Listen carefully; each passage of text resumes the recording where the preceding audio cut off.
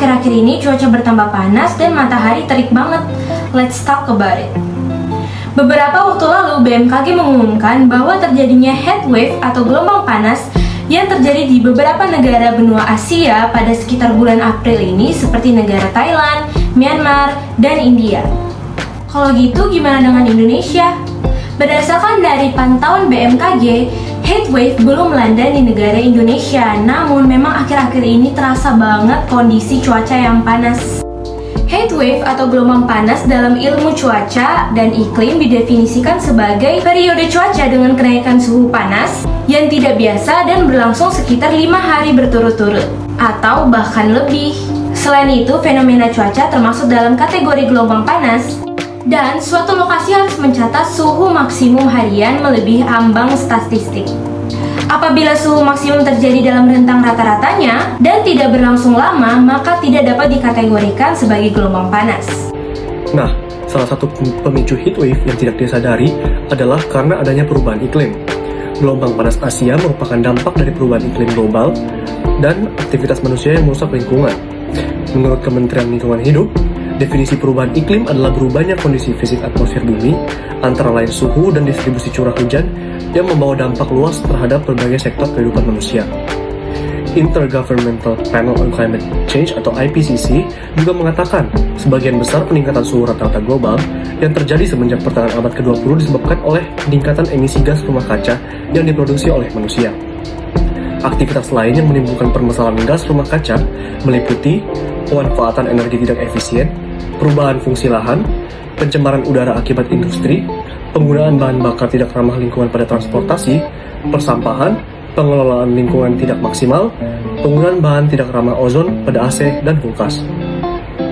Pada tanggal 3 Oktober 2009, Pemerintah Republik Indonesia mengesahkan dan mengundangkan Undang-Undang Nomor 32 Tahun 2009 tentang perlindungan dan pengelolaan lingkungan hidup. Pada poin menimbangnya, diuraikan bahwa pemanasan global yang semakin meningkat mengakibatkan perubahan iklim sehingga memperparah penurunan kualitas lingkungan hidup. Karena itu, perlu dilakukan sebuah perlindungan dan pengelolaan lingkungan hidup.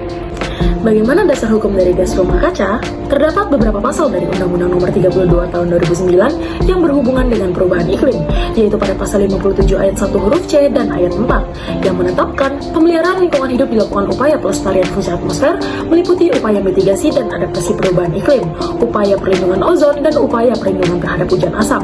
Selanjutnya, pada pasal 63 ayat 1 huruf J, pemerintah bertugas dan berwenang menetapkan dan melaksanakan kebijakan mengenai pengendalian dampak perubahan iklim dan perlindungan emisi.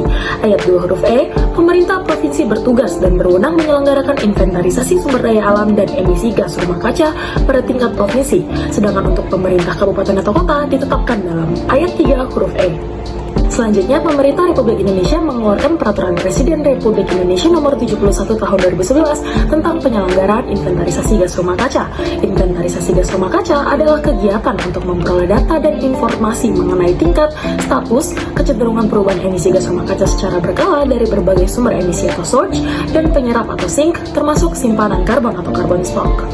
Terdapat beberapa pasal dari Undang-Undang Nomor 32 Tahun 2009 yang berhubungan dengan perubahan iklim, yaitu pasal 16 mengenai kajian lingkungan hidup strategis huruf E, tingkat kerentanan dan kapasitas adaptasi terhadap perubahan iklim. Pasal 57 ayat 1 huruf C dan ayat 4 yang menetapkan pemeliharaan lingkungan hidup dilakukan upaya pelestarian fungsi atmosfer meliputi upaya mitigasi dan adaptasi perubahan iklim, upaya perlindungan ozon, dan upaya perlindungan terhadap hujan asam. Penjelasan pasal tersebut berbunyi sebagai berikut: meningkatkan kemampuan dalam menyesuaikan diri terhadap perubahan iklim termasuk keragaman iklim dan kejadian iklim ekstrim sehingga potensi kerusakan akibat perubahan iklim berkurang, peluang yang ditimbulkan oleh perubahan iklim dapat dimanfaatkan, dan konsekuensi yang timbul akibat perubahan iklim dapat diatasi. Solusi yang dapat kita lakukan untuk mengurangi dampak dari gelombang panas yang dipicu oleh climate change ini adalah: yang pertama, kita perlu melakukan penghijauan, yang kedua adalah mengurangi penggunaan emisi, dan yang ketiga, kita bisa menggunakan teknologi yang ramah akan lingkungan. Selain itu, orang-orang dapat mengambil tindakan pribadi dengan mengurangi penggunaan listrik dan air demi menghemat energi dan juga mengurangi suhu udara. Untuk mengurangi dampak dari cuaca ekstrim, masyarakat dan pemerintah dapat mengambil dua langkah. Yang pertama, langkah adaptif, dan yang kedua adalah langkah mitigasi. Nah, Apa sih tindakan mitigasi itu? Tindakan mitigasi itu adalah tindakan yang diambil untuk mengurangi emisi karbon. Salah satunya adalah dengan mengembangkan teknologi-teknologi yang ramah akan lingkungan. Gelombang panas ini disebabkan oleh cuaca ekstrim yang dipicu oleh perubahan iklim global dan aktivitas manusia yang merusak lingkungan. Oleh karena itu, pemerintah dan masyarakat perlu mengambil tindakan mitigasi dan adaptasi yang efektif agar dapat membantu mengurangi dampak dari perubahan iklim dan cuaca ekstrim di masa depan. Ingat, kita semua harus bertanggung jawab untuk menjaga bumi dan melindungi lingkungan hidup agar kita dapat menghadapi tantangan cuaca ekstrim yang semakin sering terjadi.